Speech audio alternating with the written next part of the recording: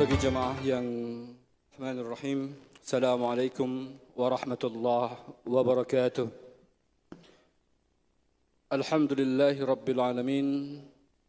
Wabihi nasta'inu ala umuri dunya waddin. Wassalatu wassalamu ala ashrafil anbiya'i wal mursalin. Sayyidina Muhammadin wa ala alihi wa sahbihi ajma'in, amma ba'du. Pada siang ini yaitu bahasan dari kitab Kifayatul Akhyar fi Halli Ghayatil Ikhtisar, yang bahasan pada siang ini mengenai tentang rakaat salat. Baiklah, mari kita niatkan i'tikaf dan talabul ilmi. Semoga Allah mudahkan pemahaman akan ilmu yang insyaallah dapat kita amalkan dalam kehidupan kita sehari-hari. Mari kita sama-sama membuka kajian ini dengan membaca suratul Fatihah. Ala hadhihi niyah wa ala kulli niyatin salihah wa ila hadratin Nabil Mustafa Rasulullah sallallahu alaihi wasallam. Al-Fatihah. Bismillahirrahmanirrahim. Alhamdulillahirabbil alamin arrahmanir rahim maliki yaumiddin. Iyyaka na'budu wa iyyaka nasta'in. Shiratal ladzina an'amta alaihim. Amin, amin ya rabbal alamin. Jamaah yang dimuliakan Allah, untuk mempersingkat waktu, marilah kita menyimak dan mengikuti kajian ini. Dialog Zuhur membahas kitab Kifayatul Akhyar fi Halli Ghayatil Ikhtisar, yang sebuah karya dari Al-Imam Taqiyuddin Abu Bakar bin Muhammad Al-Husaini Al-Hisni Ad-Dimashqi Asy-Syafi'i, yang wafat pada tahun 900 Hijriah. Bahasan pada kali ini tentang rakaat salat. Kepada Al-Mukarram wal Muhtaram Dr. Kiai Haji Muhammad Faisal Hamdani MA dipersilahkan dengan hormat.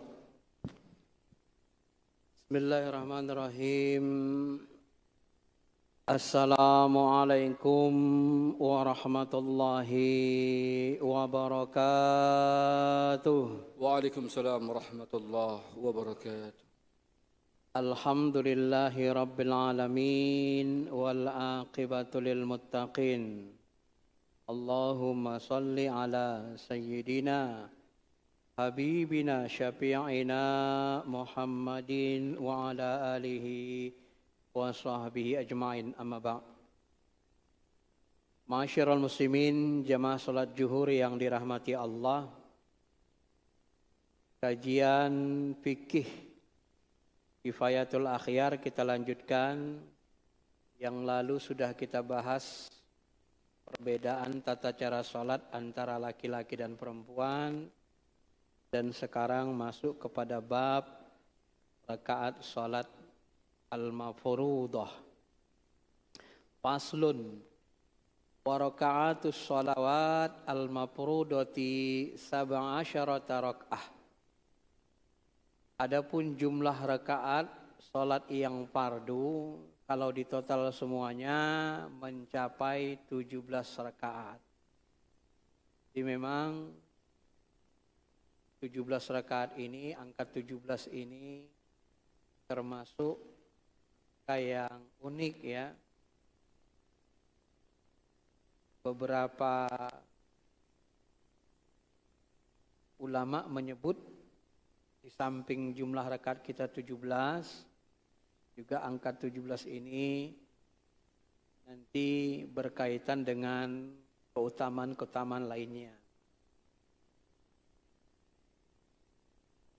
Kemudian beliau lanjutkan, hadza idza kanatis shalat fil hadir. 17 rakaat ini salatnya apabila kita lakukan dengan salat yang hadir seperti biasa. Wa fi ghairi yaumil jum'ah, kecuali hari Jumat. Kalau hari Jumat ada sholat Jumat, berarti berkurang 2 rakaat. Ganti 2 rakaat yang berkurang sholat Jumat itu adalah khutbah. Maka khutbah Jumat itu kata ulama bahagian dari rukun sholat Jumat. Tak boleh kita sholat Jumat tak mendengar khutbah. Karena khutbah itulah pengganti 2 rakaat. Ya, dalam mazhab Syafi'i. Jadi jangan datang Jumatan itu sudah habis khutbah baru sampai masjid. Sebenarnya kalau begitu Jumatnya tidak memenuhi ya. Secara fikih Syafi'i begitu. Karena 2 rakaat itu digantikan oleh khutbah Jumat.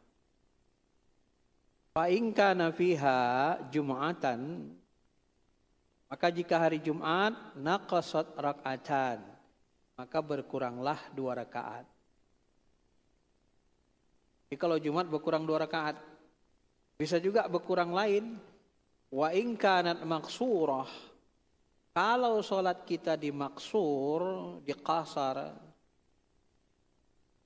namanya diqasar, maksurah, disingkat, jamak qasar. Zuhur sama asar dijamak diqasar.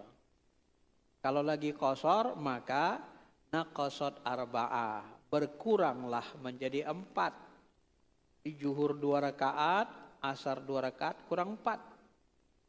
Kalau jamak qasornya sampai malam dalam musafir, au sita, berkuranglah jumlah rakaat salat Isya menjadi 2. Nah, total yang berkurang menjadi 6. Jadi dari 17 diskon 6 rakaat jadi 11. Tetap angkanya ganjil. Kalau maghrib nggak bisa kita qasar. Udah 3 kan? Bisa dikurangi jadi 1. Wa qawluhu fiha sab'atu asyarati raka'atan ila akhirih yu'rafu bit ta'ammul. Ketika beliau menjelaskan jumlah rakaat salat ini 17, ini sudah diketahui oleh orang banyak ya. Tidak bisa dihitung. Wala yatarattab ala zalika katsiratan fa'idah. Wallahu a'lam. Untuk ini tak perlu lagi dipanjang lebarkan. Ada masalah di sini. Kemudian beliau katakan, wa man azaza 'anil qiyami fil faridah shalla jalisan. Barang siapa yang lemah atau tak bisa berdiri waktu salat fardu, maka hendaklah dia salat duduk. Nah, berdiri ini termasuk bahagian dari rukun salat.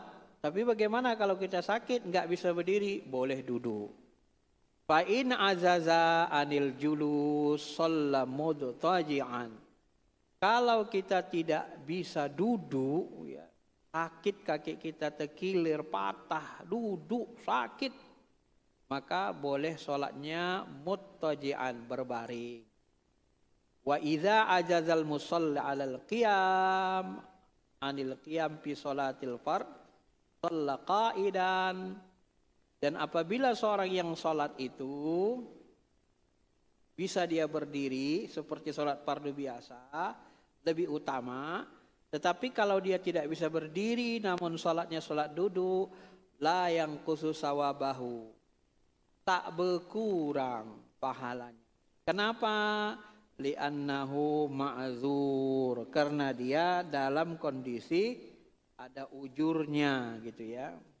Ada ujurnya, ada ilatnya, ada yang membolehkan. Inilah yang dikatakan Nabi SAW kepada Imran bin Husain, "Shalli qa'iman." Salatlah engkau dengan berdiri, hai Imran. Fa illam tastati, kalau tak sanggup, qa'idan, fa qa'idan, maka salatlah dengan duduk. Fa illam tastati, kalau juga tidak sanggup dengan duduk, fa'ala jambin. Rawahul Bukhari, hendaklah sholat dengan berbaring. Kemudian dalam riwayat Nasa'i, Zadan Nasa'i, fa'illam tastati, apabila tidak mampu, mustaqil. Bimustalqiyal la yukallifullahu nafsan illa wus'aha. Dalam riwayat Nasa'i disebut, kalau tak mampu berkuasa, sholatlah telentang. Nah, telentang pun boleh juga. Kalau riwayat Bukhari tadi, sholatnya miring ala janbing, miring ke kanan. Miring ke kanan menghadap kiblat. Cuma dalam riwayat Tirmidzi An-Nasa'i disebut, sholatnya boleh telentang pula. Ya. La yukallifullahu nafsan illa wus'aha. Karena Allah tidak pernah memberi beban kepada hambanya di luar dari kemampuannya. Wa naqal al-ijma' ala zalik. Dan ini dinukil secara ijma' dan ulama sepakat. Jadi nggak ada perbedaan ulama dalam hal ini. Salat berdiri tak sanggup, duduk tak sanggup, berbaring. Ulama nggak beda pendapat. Ini sudah ijma', sepakati kebolehan. Kemudian dijelaskan beliau lagi, wa'lam annahu laisal murad bil azzi adamal imkan bal khaufil hilak au ziyadah al marad. Jadi beliau mengatakan di sini, ketahuilah bahwa yang dimaksud lemah di sini bukanlah ketiadaan kemungkinan nggak bisa berdiri. Bukan karena nggak mungkin berdiri, nggak bisa berdiri, tidak mesti, kata beliau pula kan. Terus gimana?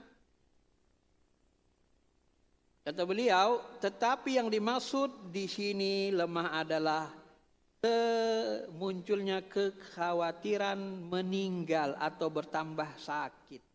Ya. Bal khauful halak, binasanya kita meninggal, dipaksakan diri, dia jatuh meninggal, au ziyadatil marad, atau nambah sakit.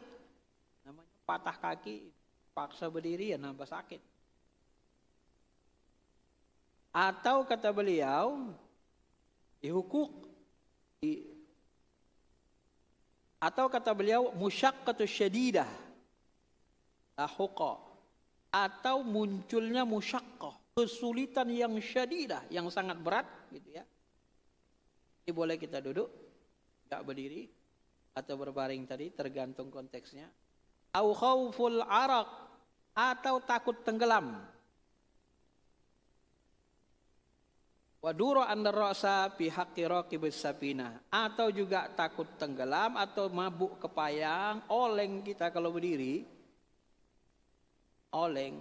Karena ada orang nggak kuat berdiri dia lama-lama kan, jatuh maka dia boleh duduk, putar-putar pusing kepala itu, kayak orang apa namanya kurang darah gitu ya, kurang darah kan itu terjadi kan.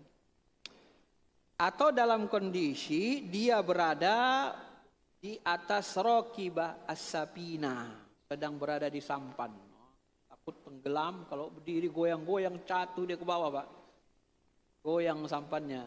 Kalau berdiri dia dikhawatirkan dia jatuh ke laut, duduk aja, bolehkan duduk ya. Kemudian beliau lanjutkan, waqalal iman dobtil aji an talhaqahu musyaqqah tazhibul khusyu'.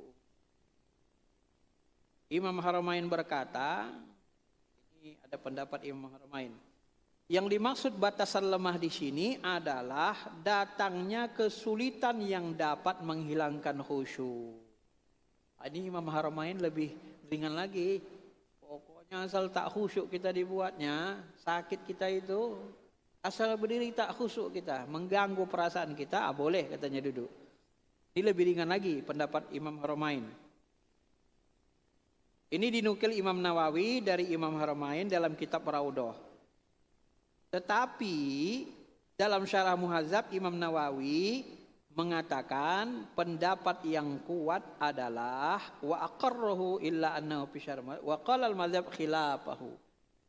Tetapi beliau berbeda pendapat, menyelisihi pendapat Imam Haramain ini. Terlalu meringankan kalau Imam Nawawi. Tak apa-apa, ini pendapat ulama.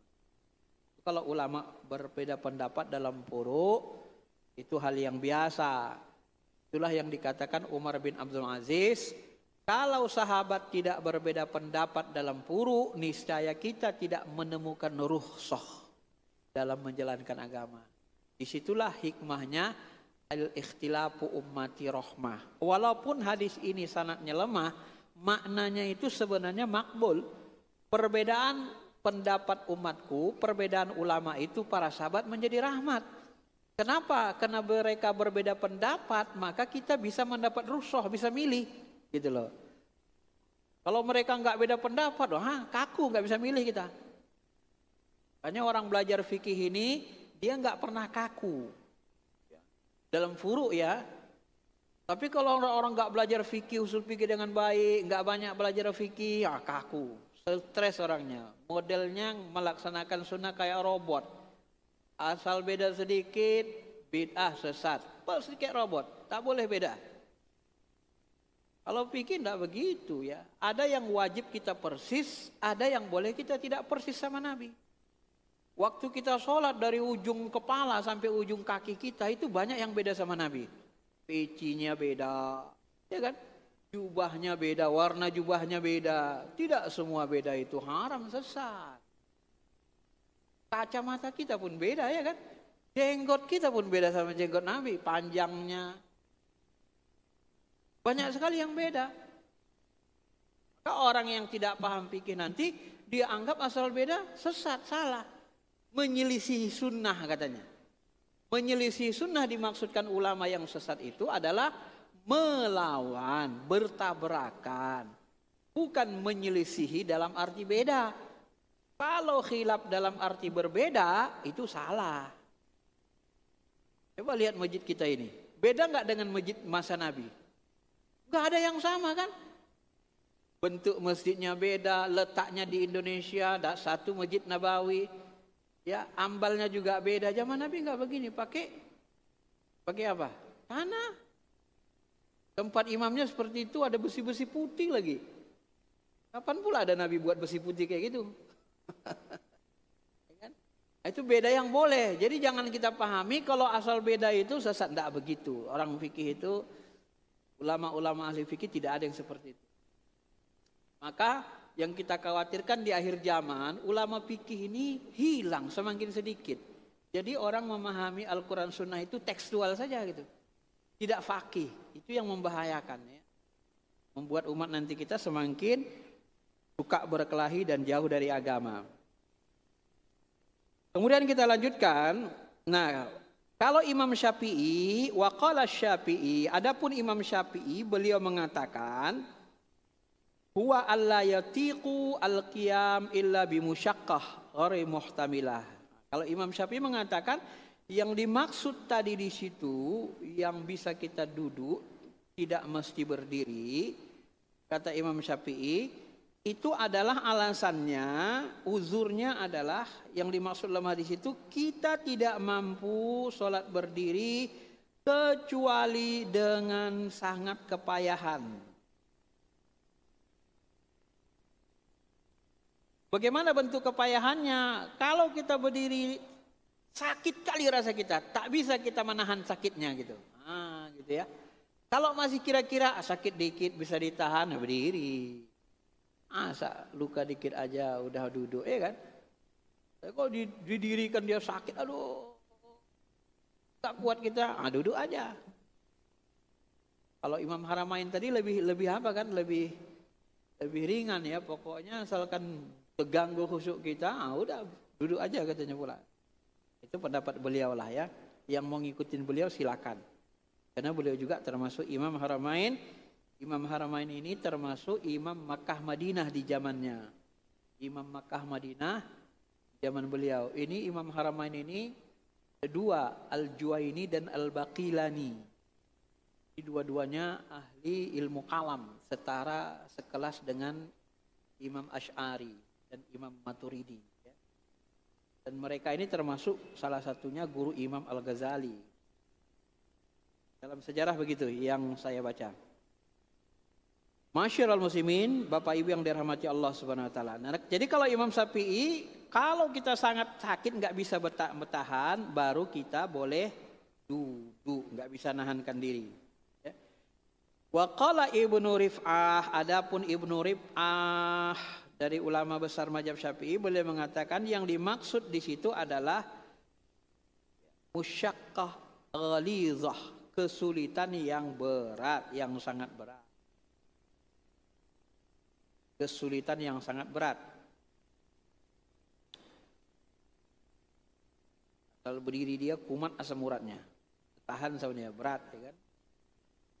Kalau kumat asam urat atau apa namanya kayak kesemutan apa gitu tuh Pak, betis itu, kalau betul-betul sakit kesemutan, duduk apa saja, duduk iftirash, hilang sendiri dia, itu obatnya. Jangan Bapak tahankan, duduk iftirosh saja, duduk iftirosh langsung hilang, itu obatnya. Praktekkan aja nanti coba ya. Saya sudah berkali-kali praktekkan. Waktu kesemutan sakit betis kita itu kan ada kadang kayak narik dia gitu Pak ya. Bangun tidur narik sakit kali, udah duduknya duduk iftirosh. Jangan tawaruk iftirosh. Kaki kanan sama kaki kiri didudui, langsung sembuh dia hilang. Langsung. Jangan ditahani sakit, nggak kuat kita. Kemudian beliau lanjutkan wa'lam annahu la yata'ayyin liqu'uduhu hay'ah. Ketahuilah bahwa rukun duduk itu tidak dinyatakan bentuknya. Jadi duduk, kalau kita duduk dalam sholat, bentuk duduk itu enggak jadi rukun. Nah inilah orang fikih kan. Jadi karena enggak ditentukan, tidak ada rukunnya, bentuknya itu tidak menjadi rukun, maka boleh kita duduknya bagaimana saja gitu, yang penting nyaman gitu kan. Jadi sholat duduknya gimana? Duduk iftirosh boleh, duduk tawarruk boleh, boleh yang mana saja. Jadi bagaimanapun dilakukan cara duduk itu ya boleh saja. Tetapi ada yang lebih utama, ada dua qaul. Ini dia sebutkan. Wa kaifa qa'ada jaza, bagaimanapun bentuk duduk boleh. Wa fil abdol, ini model fikih. Tetapi yang lebih abdol itu fadilah, lebih utama, sunnah mustahab disukai, lebih disukai. Qaulani, ada dua pendapat. As-sahhahuma, yang paling sahih adalah duduk iftirash, bertumpu pada dua kaki. Tahu duduk iftirash kan? Seperti kita tahiyat awal. Tahiyat awal itu duduk iftirash, bertumpu di dua kaki. Kenapa? Sebab duduk iftirash ini lebih mudah kita untuk berdiri. Kalau ada ular atau macam-macam langsung bisa berdiri. Ini yang lebih utama ya.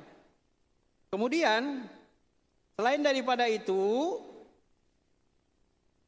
duduk juga boleh dengan bersila, semacam enak-enakan. Nah, beliau membahasakannya begitu. Adapun qaul yang kedua, wasani, ini duduk dengan bersila lebih utama. Tadi kalau yang tadi kan duduk iftirash lebih utama. Kalau yang ini duduk bersila. Agar dapat dibedakan antara duduk yang menjadi ganti dan duduk yang asal. Di duduk gantinya nanti bisa kita buat iftirash. Kalau duduk bersilanya itu duduk kita waktu memulai sholat. Tahu bersila kan? Biasalah kan? Bersila, iftirash sama tawarruk. Tawarruk duduk tahiyat akhir. Kalau bersila ya dua lututnya ke depan. Ya. Pahamlah bersila istilahnya. Kemudian beliau lanjutkan lagi, fa illam yastati ala shalla ala qafahu wa yakuna ima'uhu birruku was sujud. Jika seseorang tidak mampu duduk, kalau enggak mampu duduk bagaimana? Shalla ala qafah. Salatlah dengan tidur miring. Karena hadis telah disebutkan di atas, seperti hadis di atas ya, sudah disebutkan. Dan tidurnya itu hendaklah pada lambung kanan menurut mazhab yang dinas Imam Syafi'i. Tadi sebenarnya sudah kita jelasin ya. Jadi tidurnya itu di atas lambung kanan. Ternyata menurut kesehatan tidur di atas lambung kanan itu jauh lebih sehat daripada tidur di atas lambung kiri. Itu boleh dicek secara kesehatan. Itulah keutamaan sunnah Nabi itu kan. Walaupun Nabi enggak belajar kedokteran, dia dapat petunjuk dari Allah untuk mempraktekkan yang lebih sehat.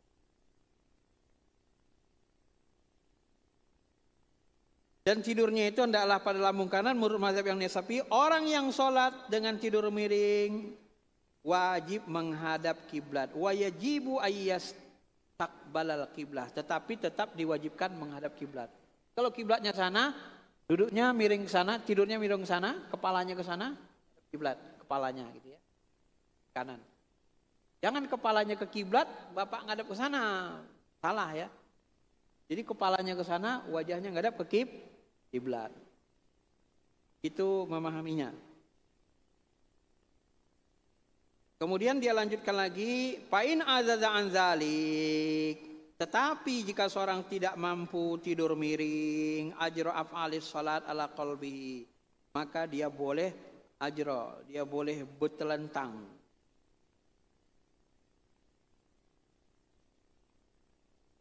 Boleh telentang. Ruku dan sujudnya dengan isyarat mengangguk ke kiblat. Ini lebih ringan lagi, Pak. Kalau udah nggak bisa lagi berbaring, gimana itu? Rukuk sujudnya ngadap kiblat. Dengan mengedipkan mata saja. Kedipkan matanya. Rukuk dan sujudnya dengan isyarat mengangguk saja gini aja.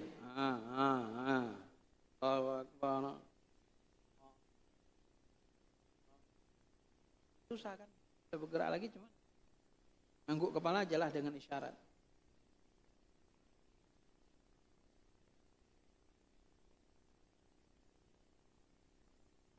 Kemudian beliau katakan, jika tidak mampu maka rukuk dan sujud biarlah sujudnya lebih rendah. Wa yakuna sujudahu akhfada min ruku'ihi. Gak apa-apa kalau nggak mampu sujudnya dari rukuknya direndahin gitu kan. Kalau rukuk gini, sujudnya rendahin dikit. Gitu ya. Untuk membedakan antara rukuk dan sujud. Rukuk, sujud. Rendahin gitu. Jika tidak mampu semuanya yang telah disebutkan di atas, maka hendaklah memberi isyarat dengan kedipan mata. Ini yang terakhir, Pak. Salat tuh ya kedip mata sajalah. Kan, niatkan pakai kedip mata, kepala udah nggak bisa lagi gerak, kedip mata. Sebab kedipan mata itu adalah atas batas kemampuannya. Jika tidak mampu dari memberi isyarat dengan kedipan mata, maka ia menjalankan perbuatan sholat dengan hatinya. Udah nggak bisa bergerak lagi apa-apa, ya dengan kolbu sajalah, dengan ruh sajalah. Sholat aja gitu, tidur kan. Sakit apa ini ya sampai parah gitu ya? Mata pun nggak bisa digerakin. Udah hampir meninggal berarti ya. Kalau udah seperti itu, ya udah, sholat dalam hati saja. Kemudian jika dalam keadaan tidak mampu, ia dapat membaca takbir, membaca Fatihah, tasyahud dan salam, maka ia harus membacanya. Jika tidak dapat membacanya, maka apa-apa yang wajib dibacanya itu dijalankannya dengan hatinya, dibaca dalam hati saja. Dan yang demikian itu tidak mengurangi pahalanya, ya. Dan ia tidak boleh meninggalkan sholat selama akalnya tetap sehat. Selama akalnya masih ada, sadar dia nggak boleh ninggalin sholat. Inilah pendapat yang disebut dihujahkan Imam Al-Ghazali berdasarkan hadis Nabi, "Idza amaratukum bi amrin fa'tu minhu mastata'tum." Apabila aku memerintahkan kamu tentang urusanmu, perintah agama, hendaklah kamu melaksanakannya mastata'tum, sesuai kemampuanmu. Tetapi dalil Imam Ghazali ini ditolak oleh siapa? Imam Rifai. Wa naza'ahu Rafi'i. Jadi Imam Rafi'i dia tolak ini pendapatnya ini. Apa kata beliau? Walana waju annahu fi hadzal hala la yusalli wa ya'id. Kalau menurut kami, kalau udah kayak gitunya enggak usah lagi sholat. Tunggu aja sehat. Nanti udah sehat ulangi sholat. Kodo saja gitu. Coba beda pendapat kan? Ulama? Ya udah kayak gitu macam mana lagi mau sholat? Udah nggak apa-apa. Ntar aja kalau udah sembuh niatkan aja. Kalau udah sembuh nanti sholat di kodo. Hitung berapa hari itu. Gak sholat berapa hari sakit. Di kodo dia. Ini menurut Imam Rafi'i. Wa'lam annal maslub yalzimuhu ayyusalliya nasu ala Syafi'i. Kemudian jika keadaan tidak mampu itu dapat membaca. Kemudian ini beda lagi dia kan. Kemudian kata beliau, orang yang ini kata Imam Syafi'i berpendapat ya. Apa kata Imam Syafi'i di sini? Kalau orang yang disalib, kan ada orang dihukum salib. Kalau orang disalib macam mana? Maslub, disalib dia. Tetap yalzimu ayyusalli. Itu tetap wajib sholat. Itu nas ala Syafi'i. Ini menurut dinaskan kepada Imam Syafi'i ya. Kadzal gharik ala lauh. Sama juga dengan orang yang karam berada di atas selemparan papan. Kalau karam di laut, di atas papan ya sholat aja di atas papan itu dia Pak, sambil nunggu pertolongan. Demikian pendapat siapa? Pendapat qalahul Qadi Hasan Husain. Begitu pendapat Qadi Husain. Faraun cabang sedikit lagi. Yang terakhir, idza kana yumkinahul qiyam law shalla munfaridan. Jika seseorang mungkin menjalankan sholat dengan berdiri, seandainya ia sholat sendirian, tidak apa-apa sholat sendirian. Tetapi jika dia berjemaah, ia duduk dalam sebagian sholatnya, Imam Syafi'i membolehkannya. Jawazal amraini. Boleh milih. Tak bisa berdiri, sholat sendiri nggak apa-apa, sholat jemaah juga nggak apa-apa, sebagian sholat duduk. Kadang-kadang kan ada jemaah itu, dibawanya kursi kan, di sudut-sudut dia kan, di baris kedua, baris pertama. Sholat duduk dia, kenapa? Karena sakit kan. Stroke, nggak apa-apa, tidak ada masalah seperti itu. Tapi kata Imam Syafi'i yang pertama adalah lebih utama. Sebab hal itu untuk menjaga rukun sholat. Tetapi Imam Syafi'i lebih menganjurkan kita sholat sendiri aja lah. Biar bisa dijaga rukun sholat semua. Lebih rileks, lebih pas gitu kan. Yang demikian itu dijalankan oleh Qadi Husain dan murid-muridnya. Termasuk Imam Baghawi Al-Mutawalli. Menurut mereka inilah pendapat huwal ashah yang paling sahih. Wa qalu law amkanahul qiyam bil Fatihah faqat.